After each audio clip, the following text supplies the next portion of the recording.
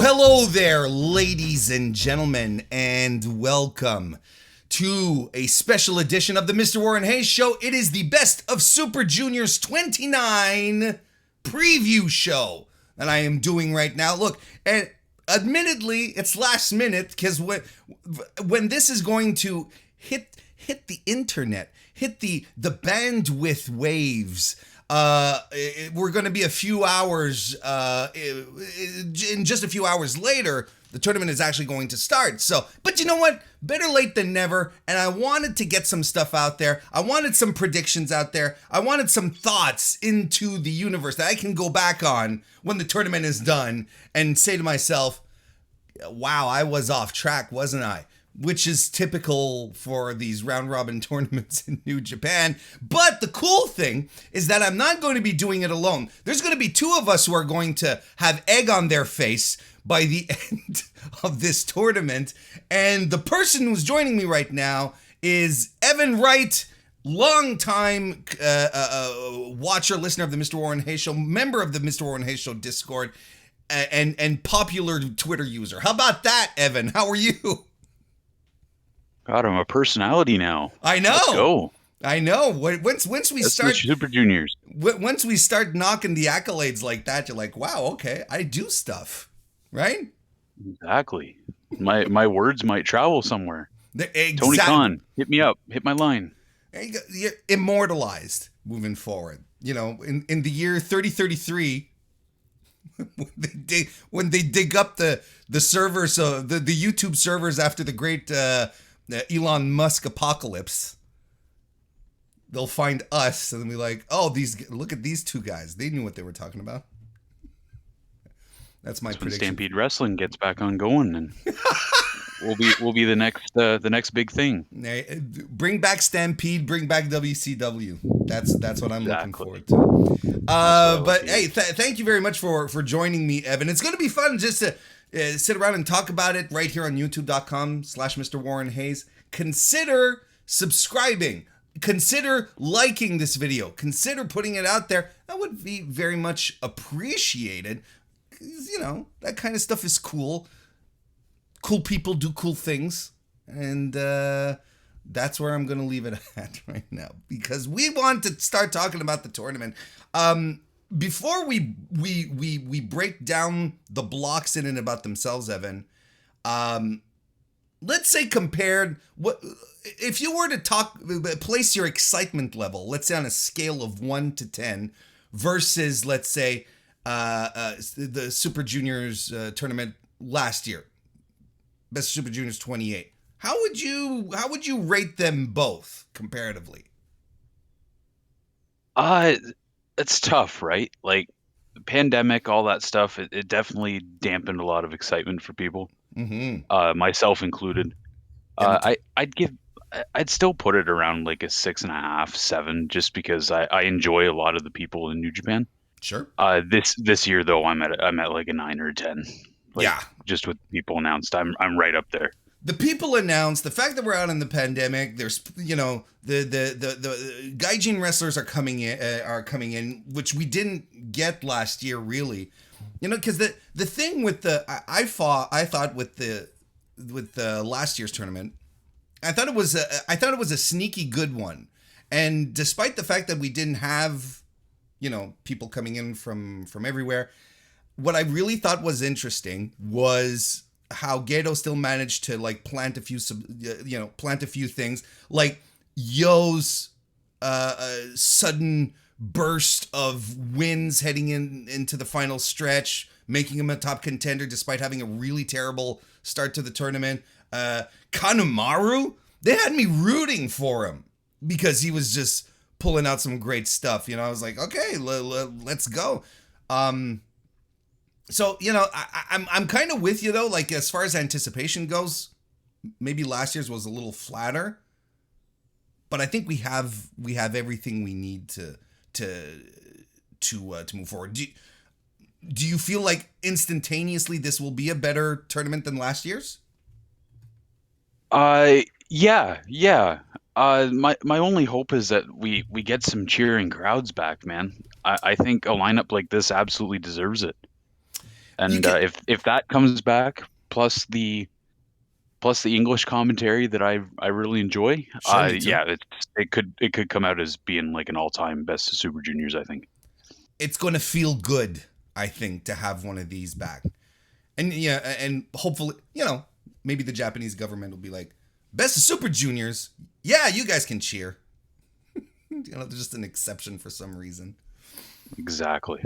So let's talk about the blocks first and foremost. Block A this year is composed of Taguchi, Clark Connors, Hiromu Takahashi, Yoshinobu Kanemaru, Ace Austin, Alex Zane, Francesco Akira, Taiji Ishimori, the current IWGP Junior Heavyweight Champion, and Sho. What do you think about this block, Evan? It's so crazy to me. Like Alex Zane in Best of the Super Juniors. Mm-hmm. Ace Austin, the Best of the Super Juniors, as Impact X Division champion. Crazy. Do you think he's going to bring the Clark belt? Connors, I hope so. I hope so too. I think he had it at the presser, did he not? I'll be honest, I didn't watch all of the presser. I think it peaked when Clark Connors came out during the introductions. I think yes, it peaked with his cowboy gear.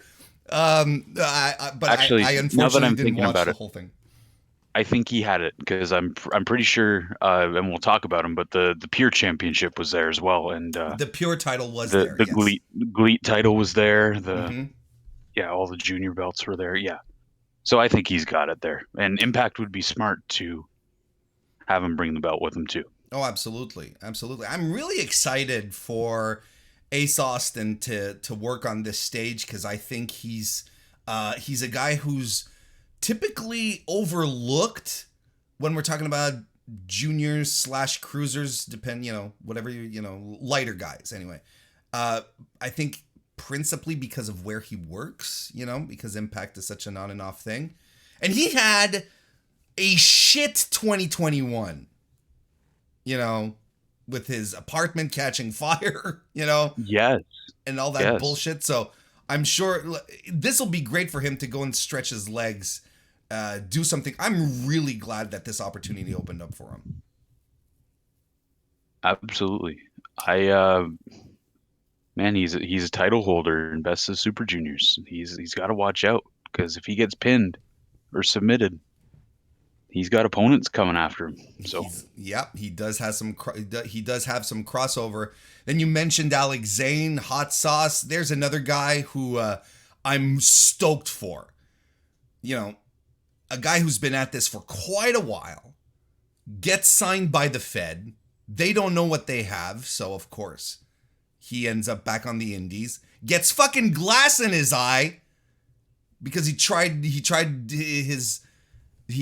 do a death match and ended up having to have some surgery. And here we go. Biggest juniors tournament on the planet, and he's right in there. You mentioned it. Do you have any more thoughts on Alex Zane? You said that you were happy for him. Do you have any more thoughts? Because this is fantastic. yeah, Best of Super Juniors. He was at the Ring of Honor Supercard show. He faced Shane Strickland. Good point. I think they said it was Ring of Honor's highest grossing pay-per-view in years.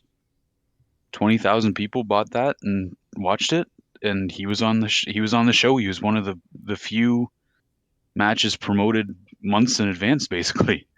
So are you like, saying that Alex Zane is a draw? Drew 20,000 pay-per-view buys. Is that your theory right now?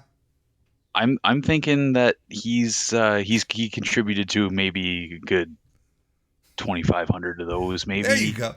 That's a decent number. 2,500, absolutely. Of course. So no, that's fantastic. We're really better than 75 of what. Never mind. Let's not talk about that. Never mind.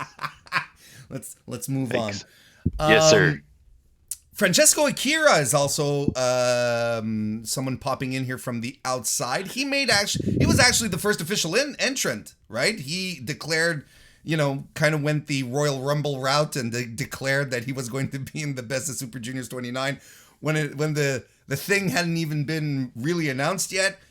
He showed up at the end of the El Desperado. Was it at the end of the El Desperado? No, it was at the end of Ishimori. I can't remember, but Ishimori was in the ring. I can't remember which one. Look, they do the gimmick, the lights out gimmick, and he shows up there.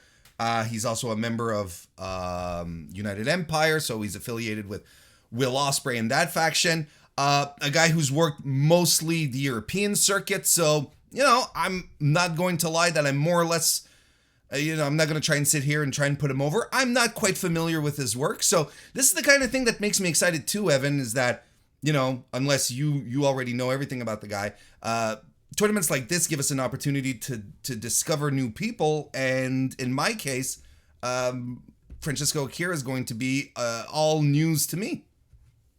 I'm in the exact same boat. I don't think I've seen a match of his before. Mm-hmm. I don't remember it. If I would have, I could have, but I've never seen him wrestle before, but I'm told he's very good by people that have seen him. I've been told the same. I mean, if you're in Best of Super Juniors, you're good enough, right? So I'm excited to see, because look at the people he's in a block with. Yeah, he's bound to have a good amount of good matches out of that, right? So look, we've got Hiromu, like the ace of the division, arguably. Is it even an argument, Evan? Hiromu's the ace of the division, right? No, Desperado would be the only one I'd counter argue with, but that's it. Okay. To answer your question, it was Desperado against Show. It was Desperado and Show. Okay. Because they did the title change super recently, and he wasn't. Akira didn't come out for that, so. Okay, well, thank you for correct. I for some reason I thought it was Ishimori who was there, but I was like, no, it wasn't at the title change, and I really felt. So there we go. It was. I had to look it up too because I couldn't remember. There you go. See, course correcting as we go along. What a pro. Exactly. So we've got Akira here, who's a bit of an unknown quantity for us here, at least. So that'll be interesting. But like you said, we've got Hiromu here. We've got Yo and Sho, both in here, then who are very good at what they do, especially Sho, if they keep the shenanigans with the wrench down to a minimum. That's always fantastic. We've got the champ in this block too. Taiji Ishimori, who's here, so and with all the others that we've mentioned, so Akira definitely has the support to really be to really have an opportunity to shine. And another guy who has an opportunity to shine is Clark Connors. I joked about his attire when he came to the press conference. He gets it though. That's all everyone could tweet about yesterday, which was fantastic. This is going to be Clark Connors, and you can correct me if I'm wrong here again. I think this is his first big tournament since being since leaving the Young Lion program, right? This is the first time that he's going to be out. He's a power junior, it's all about size. It's going to be his advantage is going to be on the strength side, but I've always liked Clark Connors. I thought I think we all saw something special in him when he was a young lion. So I'm really glad to see, now that the black trunks are gone, I'm really excited to see what he's going to do back on a big stage over on the Japanese side of things. Yeah, it's I think the last tournament that he was in was the Young Lions Cup that Carl Fredericks won, I think. And I think he's progressed immensely. I watched his singles match with Tom Lawler. That was for great. The belt. Fantastic. That was great. The thing about him as well is that he has a personality. Yes. That I think the Japanese crowd is going to love. And he brings that personality out while he wrestles. So I think he's going to be a hit over there. Ditto. Now that he's progressed.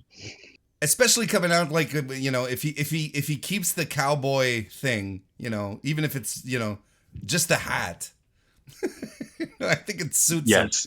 And they call him the Rhino over there, so you know, clearly they're, you know, he's being positioned as a power junior, you know, a guy who relies on his strength more, you know, not unlike Ishimori to a degree, you know, because he's got the physique, so on and so forth. So, so that's a block A in a nutshell as far as the wrestlers go. If we talk about block B now, we've got ourselves. There's so many options here. I know. Master Wato, Robbie Eagles, Titan over from CMLL, Bushi, El Desperado, Dookie.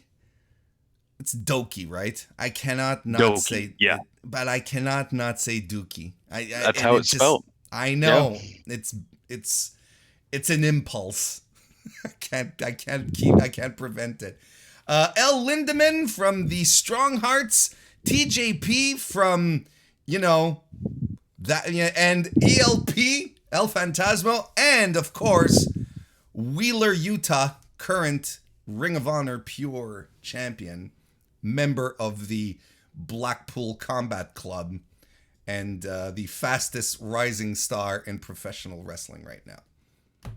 Tell me about this block, Evan. What's great about it? Oh, look, like the names. Teton's here. Mm-hmm.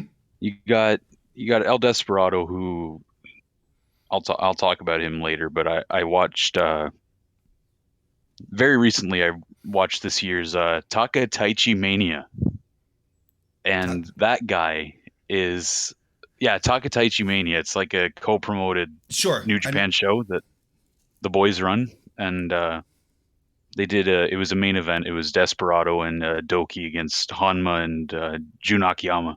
Mm-hmm. Not Jun Akiyama, Jun Kasai. Sorry, Jun Kasai. It was a hardcore match. Right.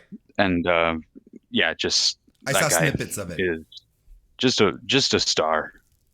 El Lindemann and Wheeler Yuta, they both got singles belts as well. So watch out. Don't get pinned or submitted, or you're going to have opponents. Lindemann is the GLEAT junior heavyweight champion, right? Or whatever it's called. It could be their main title, too. I'm not too sure. But well, let's give it a look. Let's have a quick reference here. He is currently the G-Rex champion. Big dinosaur guy. Is that it? And it is GLEAT. He's the first champion, though. He's the first. Yeah, GLEAT hasn't been around for a long time. Okay, and that would be their main? Would that be their main title? I'm thinking it's their main title. Yeah, that's makes sense, right? They currently have Steama's guys. They currently have only one title listed, and it is the G-Rex Championship, and El Lindemann is your man. So it's not even it could be, I don't know what G-Rex stands for. Oh, well, GLEAT King, maybe. G for GLEAT, and Rex is Latin for king. So it could be the king of GLEAT. G-Rex. There you go. I'm going to go with that just because I'm not too sure. And you know, I'm okay with making shit up like this, and maybe of course, stick. It's pro wrestling. But yes, it is a fantastic. Yeah, go ahead. Sorry. Minus TJP, right?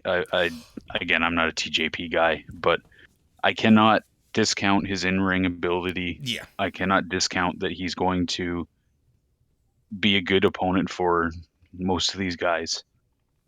Well, all of these guys. And yeah, El Fantasmo, man. I want back rakes. I want the back rake spots, the backflip back rakes. I need them, all of them. That's the best. It's my favorite thing.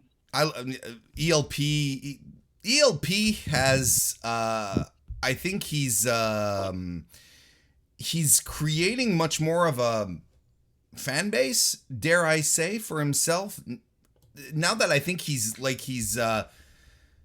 well, a couple of years ago, he was very goofy. He'd do a lot of, very theatrical spots in the ring. And I think it rubbed a lot of people the wrong way because it's New Japan, kind of thing.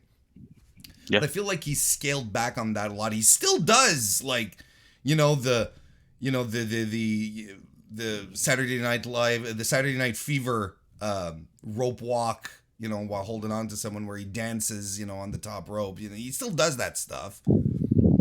You'd argue the back rake is part of that repertoire as well, but he's very good.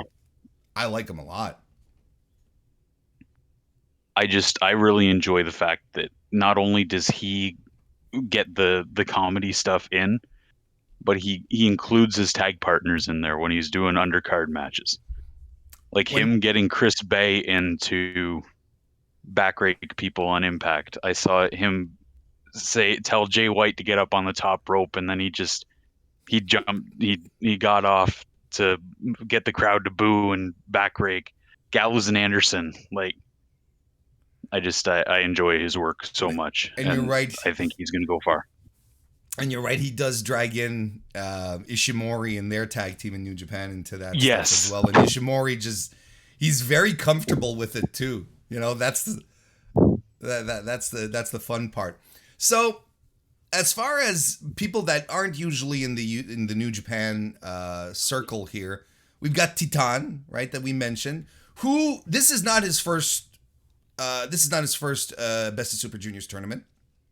He's been in before. No. He's been in New Japan on excursions as well, right? Junior Tag League as well, yeah, with Volador Jr. There you go. So he's a familiar face, and we're excited to see him, right? Because look, I'll be honest, I don't watch a lot. I'll be honest, as if it's like this big revelation. I don't watch a lot of Lucha Libre promotions. So whenever there's an opportunity for me to see some of the Lucha Libre stars in the promotions I do watch, I get excited because most of them who do travel are very good at what they do, and right, Evan, Titan is right up there, wouldn't you say? Yeah, it's an attraction, right? It's it's an added thing that when you see Titan or the B Block coming up, it's kind of one of those added things that you'd want to pay a ticket for if you're in Japan, because you don't see that stuff too often, right? So exactly. We talked a bit about El Lindaman, who a lot of us got familiar with the original OWE partnership with AEW through the Strong Hearts over there. Not surprised to see him here, since clearly our boy Shima has got the ear of some of the booking committee recently. Look, if I had posited it was either going to be El Lindaman or T-Hawk, right? We were going to be in here.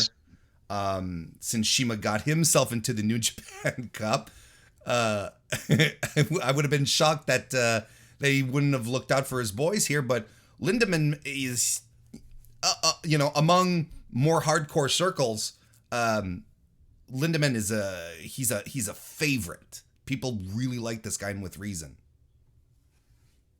It's the kind of politicking that I don't have a problem with, is when the wrestlers are actually good and the person's politicking to have them in the tournament. If they're bad, I don't want to see them around. But if they're good, like El Lindaman is, I don't mind Shima saying, "Hey, get my boy in the tournament." Like, it's just, and Shima himself, he had a great run in New Japan Cup. I personally wouldn't be shocked if they bring El Lindaman and T-Hawk in for the Junior Tag League, because I think they've announced they're going to be doing that this year. So I wouldn't be surprised either. Like, look, Shima's he's one of the older guys, and he's run with Gato and Jado and Dick Togo and all of those guys. So they're all looking out for each other. Thankfully, it's not, I wouldn't call it cronyism, but it's because it's not necessarily the case. It's not as if they're suddenly pushing Shima to the top, which then you'd be like, wait a second, hang on a minute now. Are we this turning into Pro Wrestling Noah all of a sudden? Oh no, not them. No, yeah, but look, I'll tell you one. Well, no, I'll say it right now since I've already jumped into it. What are you doing, Warren? I'm kind of surprised that there are no Noah guys. You know, considering that they Yeah. had the crossover show earlier this year, and that they teased so much stuff throughout the event, sort of laying some seeds, like not necessarily saying bringing the entire junior division, but you know, kind of was expecting at the very least a Yohei here, you know. I kind of was, but I'm also at the same time I'm thinking ahead to the G1 as well, Oh, because I don't think Noah's, how do I say this as respectfully as I can? I don't think the money with Noah is in their junior wrestlers. I think their money is in their heavyweight guys. fair enough. Nakajima, Goshizaki, uh, Keno. Kaito, Kiyomiya. Yeah. Like I think like somebody like Nakajima being in the G1 would be a little bit more beneficial than Sure. a Yohei in Super Juniors, right? It's just Fair. I'll kind of that balancing act, right? So I'll I'll, I'll allow it. That makes sense to me. No, you're right. You're right. You know, if you were to tell me Nakajima is being sent to the G1 this year, I'm flipping the hell out. I'm flipping the hell out. And then I'm trying to get, a way to DM Nakajima to tell him don't go back. just yeah, stay. yeah, Don't go basically back. take the Congo boys with you too. I Yeah, agree. for sure. Bring them all over. I have Nakajima versus Shingo in the G1 stuck in my head, and I just can't get it out. So I'm praying. Well, that's what they teased, man. And they were teasing Keno and Naito. Are you kidding me? Yeah, Like those no, personalities, give me all man. that. Jesus. Okay. Well, we'll veering off track here. We'll fantasy book later, because we still have like a semi fantasy real life booking situation here. We talked about TJP. Look, well, you talked about him, and I'm just gonna throw in. I'm with you. I think it's just a question of personality, what TJP stands for. Doesn't connect with what I feel, my own values, right? So to me, TJP's a dork. So as a someone out there, whatever, I think it's I think hopefully everyone who is in that block will be able to learn something from TJP and go thank him after. I think that's what he's most looking forward to. But I will echo what you said. It's hard to not poo-poo. It's hard to poo-poo on his in-ring because he's solid as hell. Like he's really extraordinary. He is a world-class athlete. It's just he's a dork, Just can't get. He lost me ever since like he's got the anti-mask stuff like we talked about. Well, I won't get into that. But him basically saying he learned nothing from wrestling with Liger is what set me off with that guy.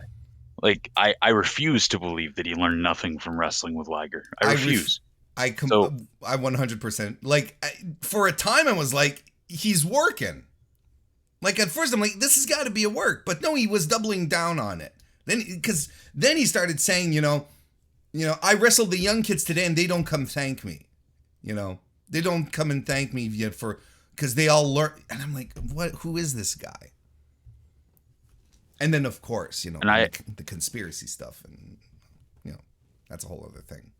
I believe there are people that don't thank veterans in the wrestling business, though. I believe there's cocky kids in the wrestling business that don't thank the veterans when they should be. But absolutely. Actively looking for handouts like that on Twitter is not the way to go about that. No, absolutely not. But I mean, he's going to have some fantastic matches, especially with the quality of people that are here. And last, but also definitely not least, Utes. Oh man. When I saw him get announced for this, I reacted the exact same way you did. It's one of the hottest names in the entire wrestling business. And New Japan got him for a whole tour. Yep. Got him for a whole tournament. Got It's him for yep. amazing. He's a guy who on the indies previous to this was just phenomenal, right? He was always a solid worker that could always deliver in top matches. You know, that 60-minute Iron Man match that he had with why can't I Daniel Garcia, right? There you go. Jeez, look at me forgetting that name. Oh, he's a sports entertainer now, so that's probably why he's being correct. Shifted. I mean, you know, able to have fantastic matches with just about anyone, which is absolutely amazing. And I mean, then they you know, AEW pulls the trigger on him. Tony Khan is like, I'm okay, let's make a star here. Let's create something. Wheeler Yuta has never been this hot ever. Like, when you think about it, just a couple of months before William Regal popped in and they started, you know, planting some seeds. He was a prelim guy and he was eating pins. He had some, you know, couple of good matches, but he was the guy in the Best Friends that'd get the pin, right? And now you can't even look back on that and remember it correctly. You're like, no, Wheeler Yuta's always been fantastic. And again, what I said to people when they overreacted, like wrestling fans tend to do, with him getting pinned in Best Friends and putting him in the group, same with Daniel Garcia going to the Jericho group. These guys have story arcs going on. Mm-hmm. It's their story arcs that are planning to a bigger story. And the bigger story is playing out right now with both of them. Like, Yuta's here. Daniel Garcia is the PWG champion. Mm-hmm. He won Bola.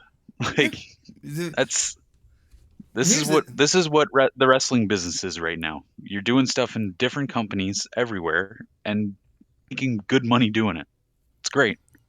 And the story, like you said, is there for Garcia because the day that Daniel Garcia is fed up of the Jericho Appreciation Society and says, I'm a pro wrestler again, the pop that he's going to get is going to be tremendous. That's what, you know, people don't think farther than what they're looking at. Anyway, but Yuta's here. Well, that's wrestling fans, right? Yes, exactly. So Yuta is here in this tournament in a stacked block B. Now, I'm putting you on the spot, Evan. If you had to pick which is your favorite block, which is the one that you're like, this is the one that you know that is the better of the two, which one do you pick? The better of the two or the one that I'm gonna like more? Is there a difference? Are you pulling a Dave Meltzer on me, saying that you can give 5 stars to matches you don't like? I think I am gonna go and give you 2 answers because I think the B block is obviously the better one. Okay. Because you got a little bit of a better lineup there. You got a mixture. Mm-hmm. For me though, the A block is the one that I'm more excited to watch, just because there's somebody in there that I've never seen before. There you go. Okay, fair enough. Francesco Akira, I've never seen a wrestling match of his before. That's immediately for me is the drawing point of watching this. And then you got the lineup of who's in there. Hiromu Takahashi's in there. That's an automatic. I must watch Hiromu Takahashi. We stand Hiromu Takahashi on this channel, in this Discord, everywhere. Everywhere. We must. That's interesting. On my end, I think B block is the most interesting of the two because of the mixture of people in there that I've never touched, you know, and the and I'm maybe it's my own blind faith in Wheeler Yuta as well, where I'm like, look, Yuta's going to be fighting El Desperado. Get the hell out of here. This is absolutely the match that I'm most looking forward to from the entire tournament. But then I'm with you. You look at A block, and Ace Austin is a guy that I am stoked for. That I am really excited to see what he's going to do on this level, because he's never been on this big of a stage before.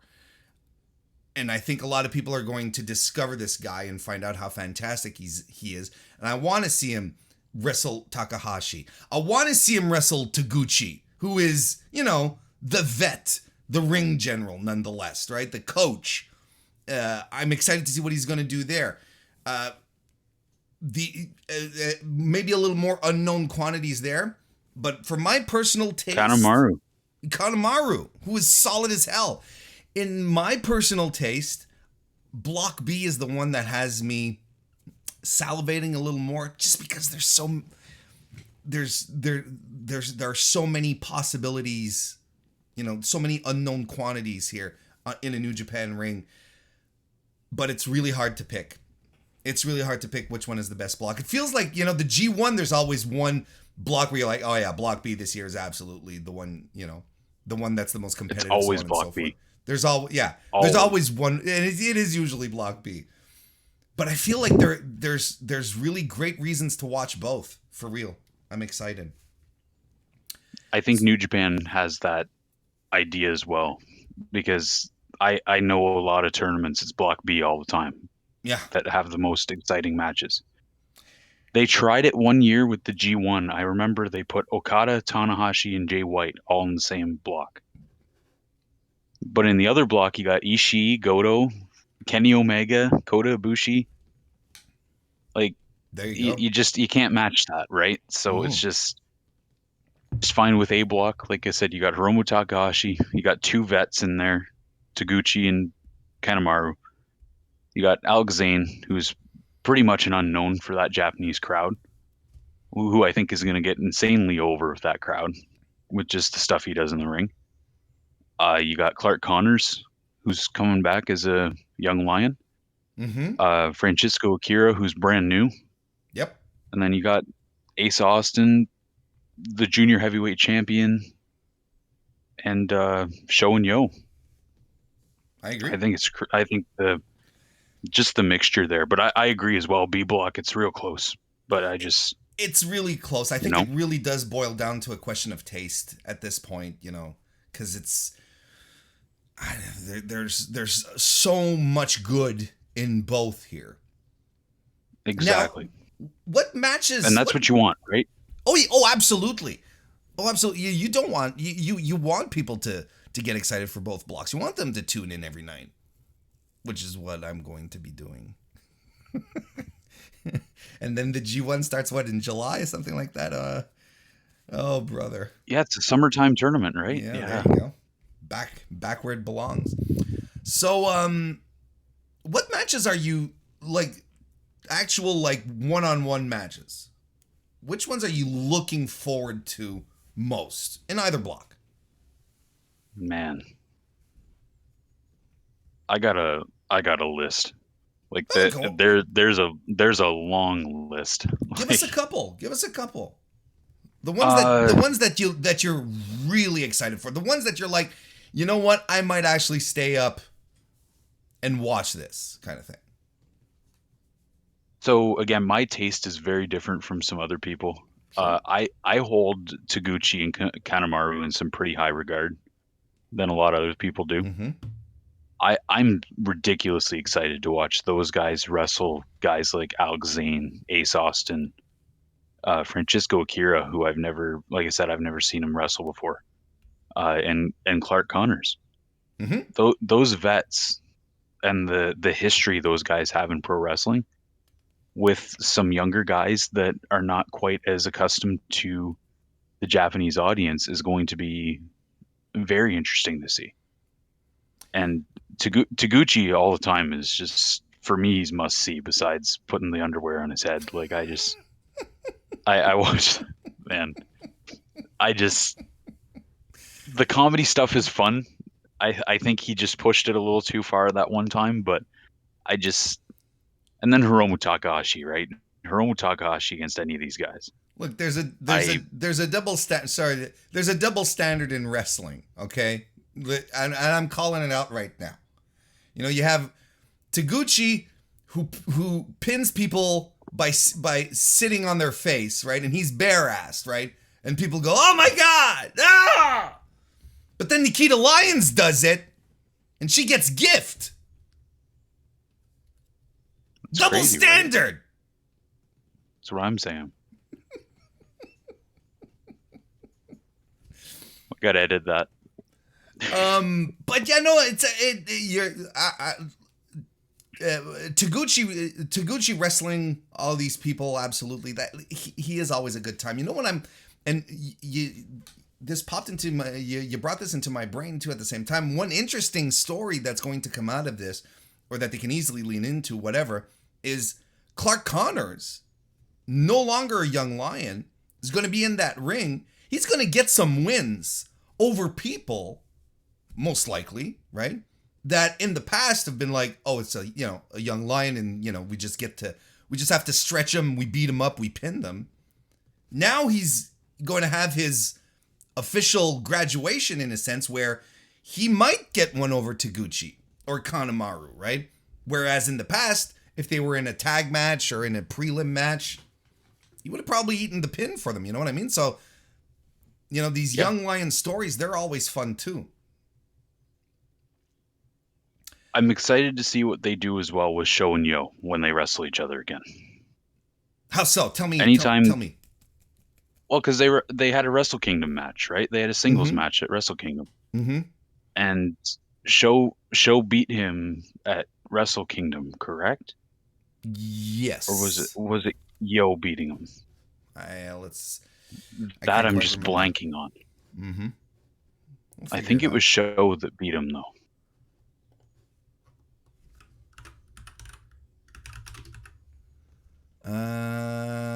It was Yo defeating Sho. Yo did defeat Sho. Okay, yes. So, and then I do remember Sho beat Yo in the Best of Super Juniors last year. Yes. So they're trading wins back and forth, and they've got a long history, right?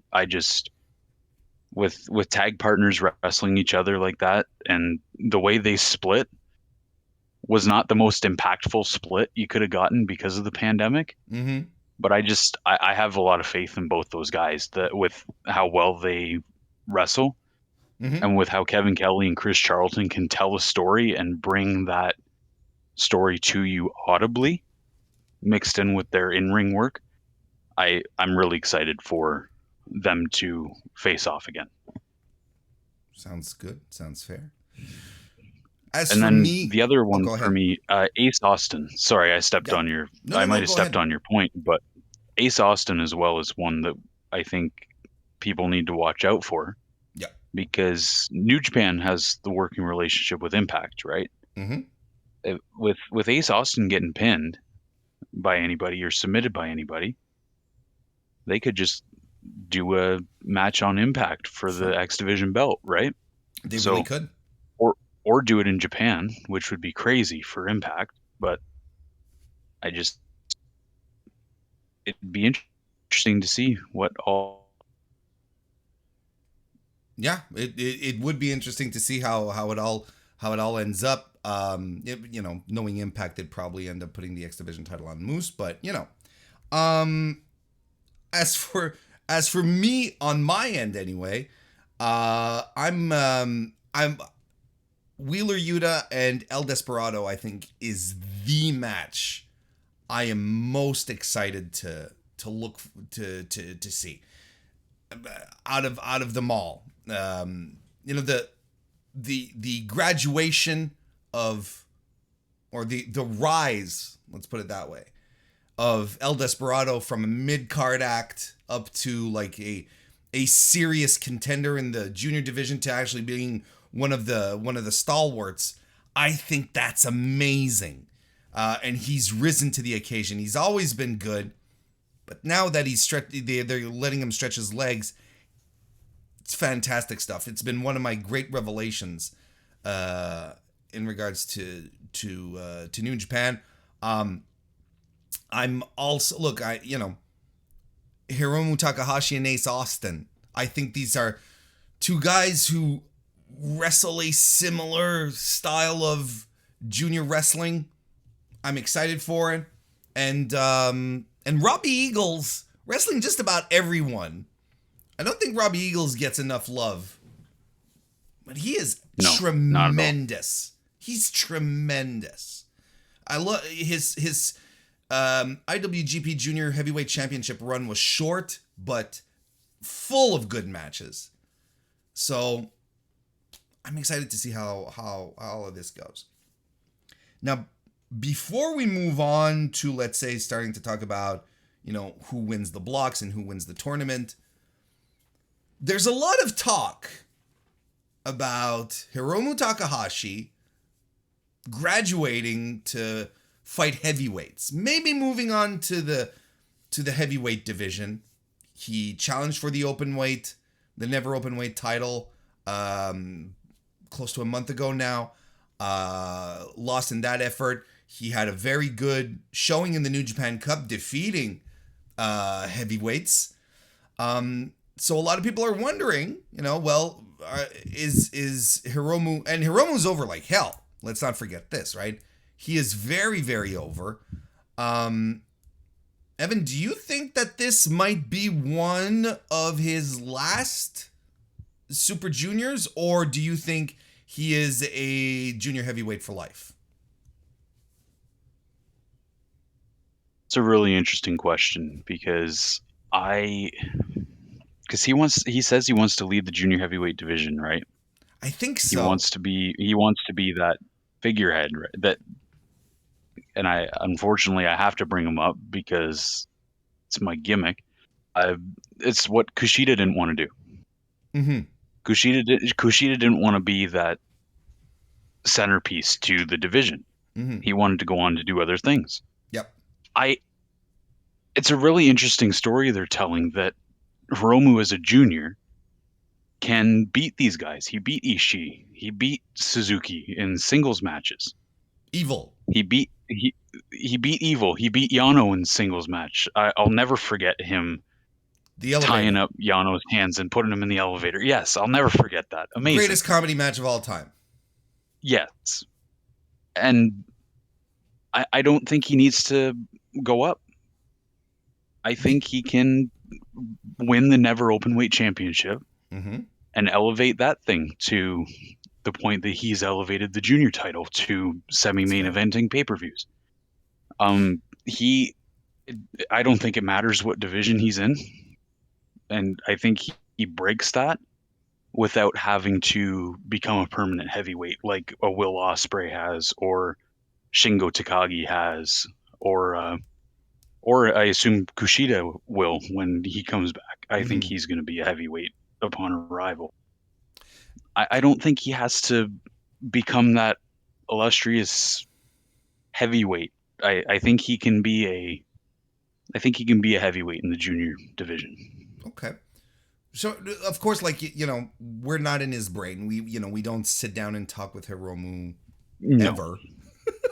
Yeah. I don't know if I'd even survive in his brain, to be honest with you. No, exactly. I think you have to be a special type of person to get through that. So we don't know what his aspirations are. Maybe he does have the aspiration of headlining the Tokyo Dome for a show. It could be. Those are things that you can't...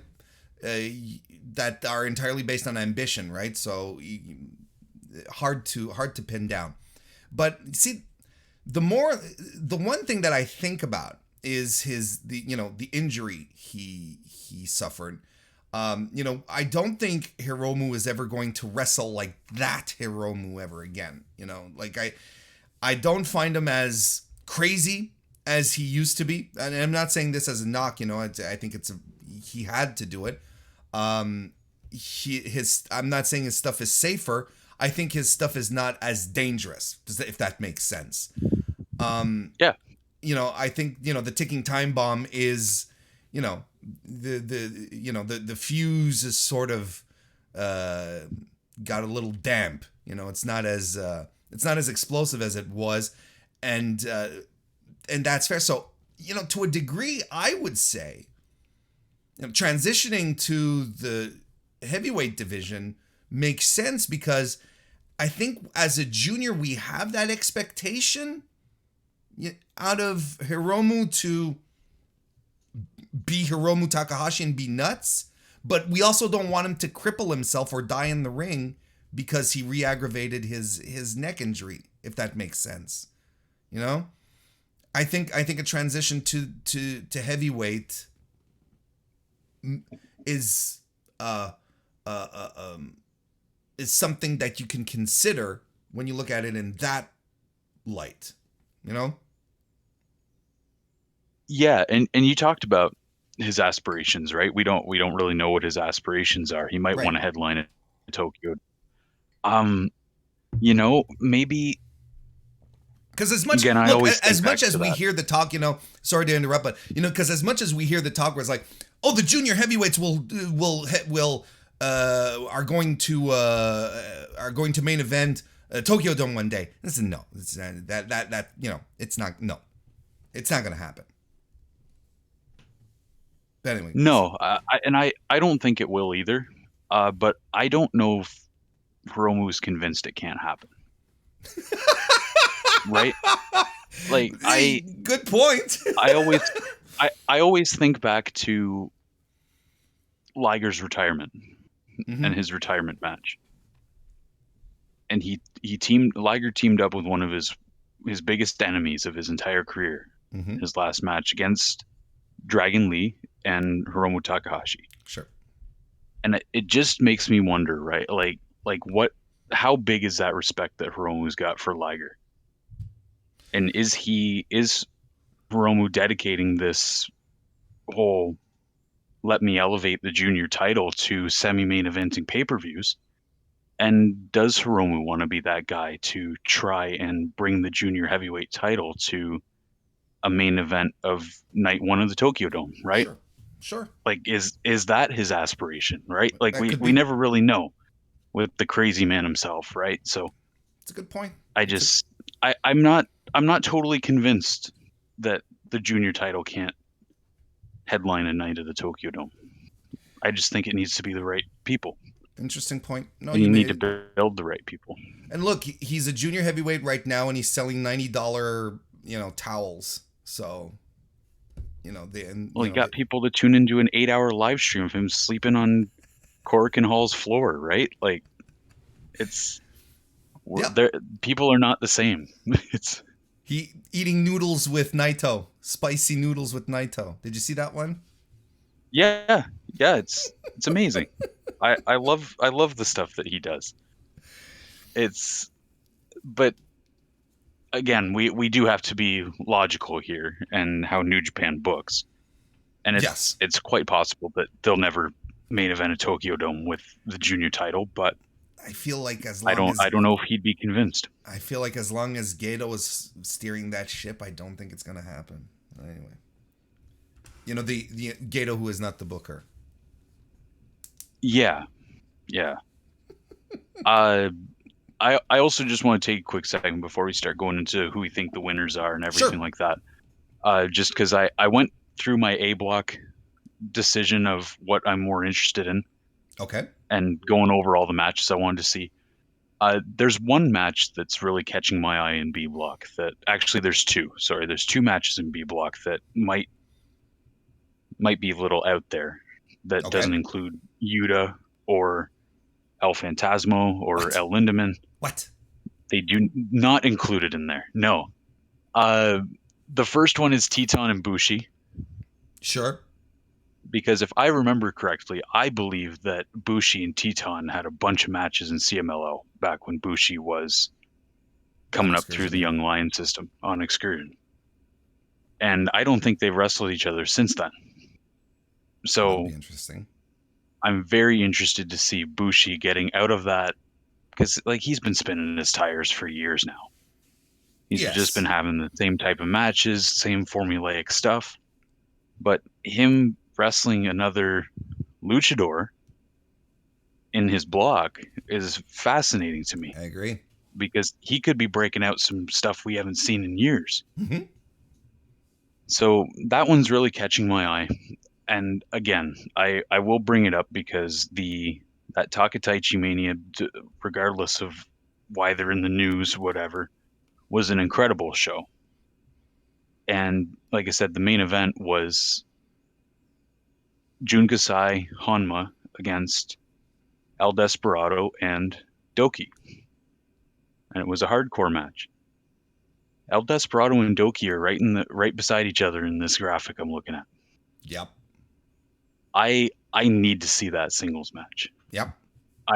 Because those guys that's a brotherhood right there, legitimately. And I can't wait to see those guys wrestle each other. Hey, right. I think that's going to be one of the block stealers right there, is that singles match. The Suzuki-gun kind of, you feel like Suzuki-gun is very it's a fight for your food type of faction, right?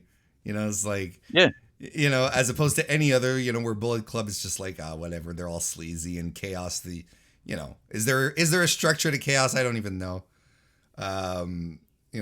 Okada's running that one into the ground.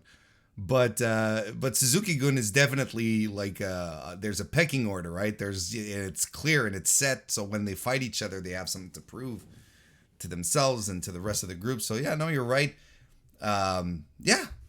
Good choices right there. So let's go into who we think is going to be winning the blocks before we get to the winner of the tournament. Who do you think is winning Block A? Who do you think is winning Block B? How should we do this? Do you say your Block A and I say my Block A?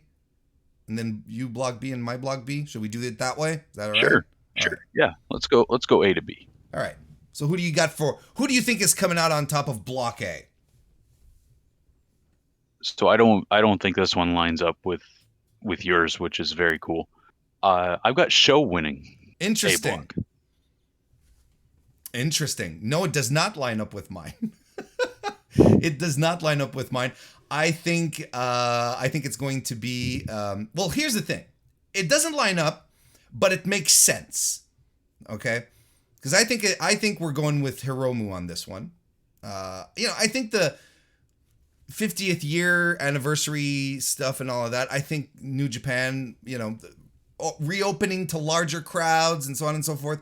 I think New Japan really wants to focus on its shore values. It's Play it safe. The attractions. Yeah. Okada is the world champion kind of thing. Of course, right? That's the guy. It's why we've seen Naito 3 times against Okada already. Yep. And the year's not done yet. So I think I think it's going to be Hiromu, because I think Ishimori is going to be having an extremely good tournament because he's the champ. And I don't think they're going to have the champ look soft here. And on May 31st, which is the last night of the tournament, we've got Hiromu and Ishimori lined up. So to me, that's a tiebreaker there.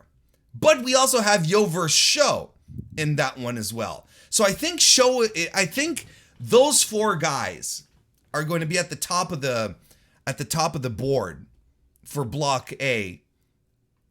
Or maybe like Yo may act as a spoiler for Sho in this direction. But I think easily we're going to have Sho, Hiromu, and Ishimori, who are going to be at the top of the leaderboard right up to the end. So that's why I'm thinking, when I look at the matches, that's why I'm thinking Hiromu wins Block A. But I like the idea of Sho as well. Makes a lot of sense. Let's go for Block B. Oh, sorry. We gotta remember Gato's booking, right? Like when do champions ever win blocks, or when do champions ever win these tournaments, right? Sure, absolutely. No, I'm not saying Ishimori's winning. Excuse me. Absolutely. But he's not going to look soft. That's why I just wrote him out completely of my predictions, because I don't think Gato books like that. No, I don't think he does either. But he's going to have he's going to have a really good tournament. He's gonna chase the top right till the bitter end. I'm convinced. He and Hiromu. I wonder with that Impact connection, and because Ishimori is a former X Division champion. Maybe. Do we see Ishimori beat Ace Austin and then challenge for the X Division belt? Did TNA ever apologize for Okada?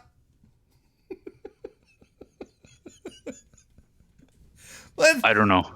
I hope so, but I doubt it. Still bringing that one. It's a fun one to dig back up on occasion. Oh, it's amazing. Tanahashi too. Yeah. Let's go to Block B. Who have you got for Block B, sir? I sat here for 10 minutes, just going back and forth on two names. Okay. I narrowed it down to two names. Okay. And I landed on El Desperado. Okay. And I'll just say, because I think the other name is who you've picked to win this block, so I'll let you go with that. But I was going back and forth on both these names, and I landed on El Desperado. I'm so predictable. It's disgusting. But no, Despy is a fantastic choice, right? And if you're going to look, if we get El Desperado and Hiromu, if we get your choice for Block B and my choice for Block A, we're getting a hell of a final. Run Hiromu and El Desperado anytime, any place. That's an attention grabber. That's a good one, Well, that was the final last year, was it not? Was it the final last year? Yes, because yes. Desperado lost his mask and wrestled without his mask at the tail end there. One of my favorite matches last year. Oh, it was in my top 5. Just absolutely the fantastic. Entire year. Amazing. Now, I sort of look at the matches and see where we're going towards, as far as Block B goes. My if I'm booking this, I'm 100% having Wheeler Yuta winning Block B, and then having the finals being Hiromu Takahashi versus Wheeler Yuta, which that's the take my money match as far as I'm concerned. Plus, on top of that, look, here's the thing: you've got AEW sending top rising star right now. They've got the big pape coming up in at Forbidden Door, right? They're like, hey, maybe this could have been a condition thrown in. It said we'll send you one of our guys, but he has to be in the finals, kind of thing. And can New Japan say no to that? Because I'm sure you've heard the arguments. The speculation. It's not speculation, but just banter. New Japan is not in as great a position in North America as it was when the Elite were there. Let's say pre-pandemic. How about that? Pre-AEW. I think they're probably very grateful to be able to put on a big show on a big stage with AEW. Right? Maybe AEW is in a bit of a position where they can make a few demands, because maybe New Japan just wants to raise its profile. AEW is like, yeah, we'll do it, but scratch my back, I'll scratch yours. Put one of our guys into your finals. I wouldn't be surprised. You know what I mean? As far as it all goes here, I'm looking at the matches, and Yuta has a very balanced tournament. He's got arguably some a good balance between, this is going to be a competitive one. This one is a little easier. His last evening is is against TJP on the 31st. On the 31st. So I'm thinking that won't have I'm thinking he might not be in the finals. That he might not be the finalist for Block B, just because of that, you know? Because otherwise we've got, you know, from Block B, we've got El Desperado and Phantasmo on the 31st. We've got Bushi and Lindemann. Robbie Eagles versus Titan. Like, it's like there's nothing here that screams, oh, this is the big tiebreaker. This is the, you know, it's a tough one to call. Desperado against Phantasmo. But it doesn't scream like this is the one. This is going to, like, this is the one that I see Hiromu and Ishimori on the final night of the block. I see how the block is going to go. Like, I'm like, okay, this is the clear path. I don't see a clear path here. I think there's I think there's a lot of room for discussion on how this could go. That's why I think your Desperado pick is absolutely plausible. It's 100% plausible. It makes sense. Because I think the top 4 finishers for B block are Desperado, Lindemann, Yuta, and Phantasmo, right? I would say so. Or Eagles? Robbie Eagles, man? Yeah, maybe you swap Lindemann with Eagles. Like, that's an outside pick, but yeah. Like, it's really... Because I don't see Titan getting that far. If anything, maybe this block here is going to be like... What was it? Block B in the G1 last year? Where there were like 6 guys to the very... Like to the last 3 or 4 matches that were qualifying to be at the top. Maybe it's going to be one of Moxley, those. Jay White, Goto, and somebody else. Yeah, I remember that. No, Jay White wasn't in the G1 last year. Or was he? I don't remember. No, because there were... Here. Oh, I was thinking of one before. Yeah. I think so, because I don't think Jay White was in the G1 last year. No, because this was Mox the one... definitely wasn't in the G1 last year. This was the one... Because on A block, you had Kazuchika Okada and Jeff Cobb, and they were running through everyone, right? That one was clear, I found, from the get-go, that this was a... But the other, in block B, that was the one that Naito was kicked out of, right? So you had Great Okan, you had Zack Sabre Jr., Taichi, like you had a whole bunch of guys in this one who were all like angling to the top. Whereas on block A, it was a straight tunnel to Kazuchika Okada versus Jeff Cobb. They were running through everyone. So maybe it's going to be this type of situation here, where it's going to be where this Best of Super Juniors block B is going to be more of a people trading wins and losses a lot more easily, to get to a point where we get to the last few nights and you're like, holy shit, there's still like 6 possible outcomes, you know, or whatever, or 12. Because I remember trying to break down the outcomes to block B last year, and Chris Samza from sportofprowrestling.com had come up like with, you know, 12 possibilities or something like that, with just insane scenarios at some point. Yeah, I got it here. It's Shingo, Kenta, Zack Sabre Jr., Kota Ibushi. A block last year, yeah. Oh, it was A block. Okay, well, so okay, so it was the Okada Jeff Cobb thing was in block B. Okay, so I got my blocks mixed up. Yeah. I mean, look. What a tournament that was. Oh, it was great. It was a great G1. It really, well, look, it was a solid G1, but without those 5-star G1 matches all throughout. You know, like, it's not one we're going to remember as one of the all-time greats, but it was a good one. Oh, there we go. It wasn't 2018 G1 by any means. Yeah. No, Jesus Christ, no, it was not. But that, you know, when you compare it to an all-timer like that, which ones are? Okay, so you have a show coming up on top of A block, and you have El Desperado for B block. So those are your finals. Yep. Who wins then the tournament on your end? El Desperado. You got Despi winning. I got Despi winning it. I'm gonna book my. I'm attaching my cart. Yep. There you. Well, I mean, it's a good cart to hitch on, and I'm right with you.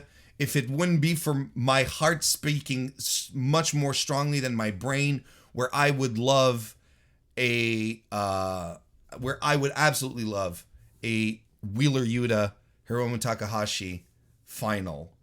I think it would be such a cap in Yuta's year on top of that. I can't think past it.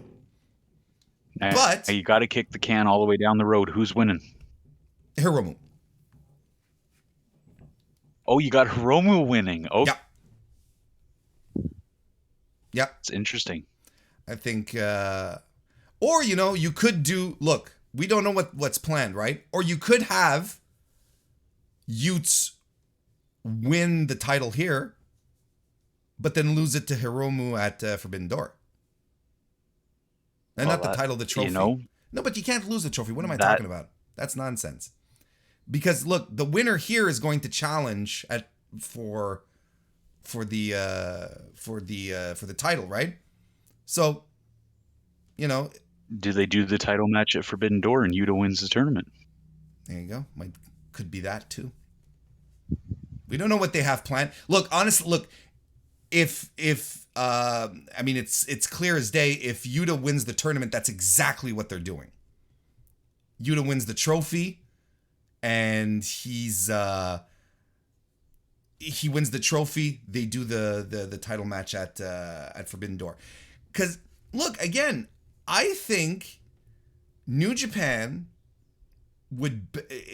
I think the power dynamic between New Japan and AEW is very different now.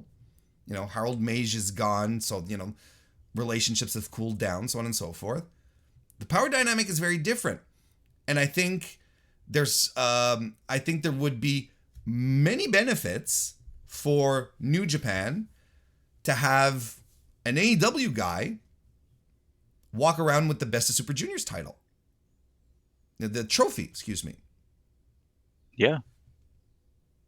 Get some people excited. Can you imagine William Regal carrying that around for Yuta when they do their entrance? Regal on commentary, he's just got the trophy sitting there while he's talking to Excalibur and Tony Schiavone. Shining it, doing yes. one of these, rub it, removing some smudges and then with his thumb. Excalibur wants to touch it, and he says, "No, you can't touch that." He punches him. Boop! Yes. Doesn't even warn him. Yes. Just knocks him out.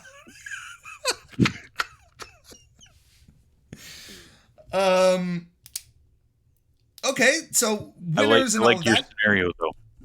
Well, I mean, at this point, it becomes a question of how ingrained this booking is going to be, which we absolutely have no clue about, and which is good. Let's be surprised and let's get worked. But if I'm thinking in a New Japan bubble here, Hiromu Takahashi wins again this year. Yes, again. I think I'm fine with that. Because again, 50th anniversary, blah, blah, blah. Put the big guys forward, make them feel important, get the draws out there. That's what Hiromu is one of them, I'm convinced. He's a merch mover at the very least. Who is we were talking about this before we came on the air. We're gonna who we think is going to be the MVP of the tournament, and then we decided to call it the Tomohiro Ishii Award of the guy who won't win the tournament but will spend the entire tournament making everyone look like a star and have great matches. Who do you think it's going to be? Yeah, I've got a couple names. I have a hard time picking just one. Do you have just one? I have one. I could go a couple of ways, but I've focused. I'm laser focused on one. Okay, so you give yours, and then I'll give the three that I've got. Fair. I'm going with Kanemaru. I think Kanemaru is going to be. Yeah, I think Kanemaru is the guy. I don't think absolutely not going to win. I think that's this safe money there. But he is going to spend the entire A block making everyone look like $1 million, because look at what he did with Shima in the New Japan Cup. One of the best matches of the tournament. And Shima, when he ended up then moving forward and facing Okada, Okada didn't grant him the same type of match. So I found CIMA was a little more exposed there. But Kanemaru made CIMA look like $1 million in that match. It was fantastic. And I think that ultimately this is what Kanemaru's role is in the company. He's not a main guy.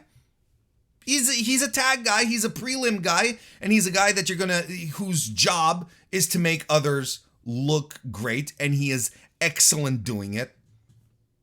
That's my pick.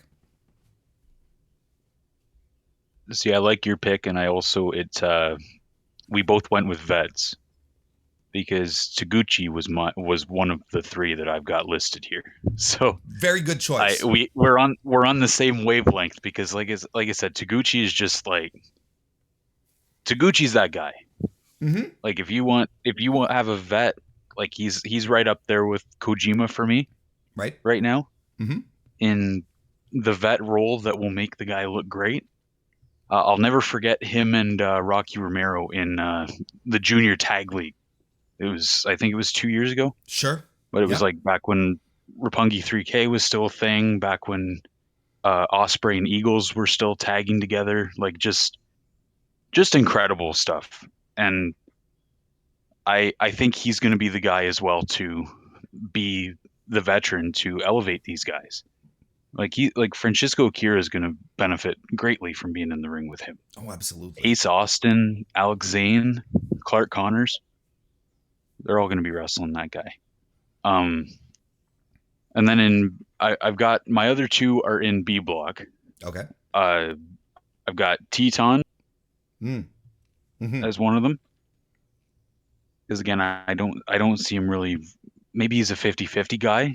He wins half his matches, he loses half his matches, or sub 500 type thing. But I can get behind that. Sure. I don't think they're gonna make him look like a complete idiot.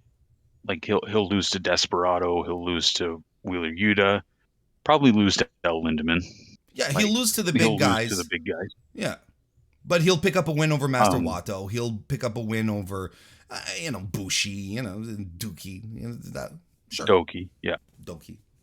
And then going on to again, I'm on the bandwagon, man. I don't know why Doki is just after that hardcore match that they did with Jun Kasai. I'm on the bandwagon. Japanese fans love this guy. Yeah, they do. Doki. And his role is not go out and win Best of the Super Juniors or go win the block. His role is to be an undercard guy, and he's getting that approval from the people that matter. Yep. I think him wrestling Wheeler Yuta, him wrestling El Phantasmo, like I said, his match with El Desperado, I think is going to steal a part of the tournament wherever it happens. And it's going to open some people's eyes. So it makes sense to me. The other one was that I had was Ace Austin. Okay. Of being like the workhorse. Just as an MVP. Yeah. No, because we know he's able. Absolutely. And I think if Impact is smart, they get one of these big guys in A block to come over and challenge for the X Division title. Did you say if Impact is smart? That's what you said, right? I did, and it was actually like capitalized if with underlined italics, bold letters. Particular emphasis. Very big if. And actually, if I was typing it in a Word document, it'd be like size 75 font. And everything else is proper letterhead. So, Evan, who is going to have a shit tournament? And when I say shit tournament, I don't mean quality-wise. I mean, like, who's going to be, like, at the bottom of the barrel in their block? Like, if you had to pick one person, like Yano. Yano's always, like... Or Yoshihashi. Yoshihashi wins one match in the G1 and he's cooked, Who's going to have that prestigious honor, in your opinion? Why'd you bury Yoshihashi like that, man? No, but it's true. It's not a brother, this isn't burials. This is facts. No. He has He with wins one one match. match in the That's G1. amazing. And then everyone's like, here we go. And it's like, nope, we're not going No, anywhere. they're not this. Not this year. Not this and- year. Not this year either. Nope. Not this year either. Nope. You know, that's Yoshihashi for you. All right. Sorry. I can pick. No, I can pick mine straight off the bat. Me, it's really not that hard. I think it's Wato. I think Wato is going to be the pin eater for Block B in the scenario where maybe we have a bunch of people who are vying for the number one spot. You know, I think everyone's going to get wins off of Wato. I think he's going to be face down in the mud. See, I can't back that sentiment up because they put a tag title on him. That's a good point.